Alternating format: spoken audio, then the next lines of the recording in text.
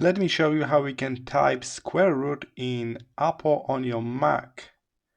The first option is with Option key. So in that case, we can simply press Option and V. V got this kind of shape like a square root almost, so that will give you this symbol, and then you can put the number. But keep in mind, it's not exactly mathematically correct. It's not a proper symbol really, but the good news is this version, when you press Option V, will work in any software. So even if you are in Apple Notes, you can still use that trick. But we are in Pages, so we can actually use the LaTeX syntax. So we got slash sqrt, and then we put our expression in the curly brackets.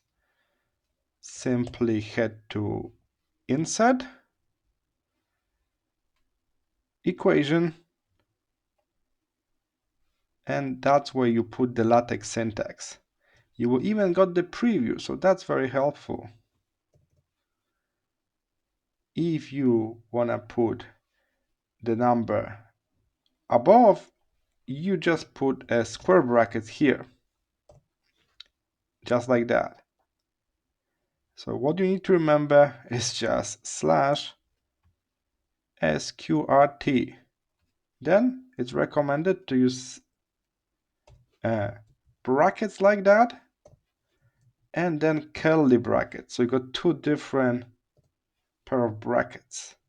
And that's your LaTeX formula. It's very universal. It's work in multiple professional programs. And then you press Insert. And here it is. That's the one we just made. All right, so the easy, cheesy way is Option V. The proper way is to put this little command sqrt in Insert Equation. I hope this was helpful. See you in the next one.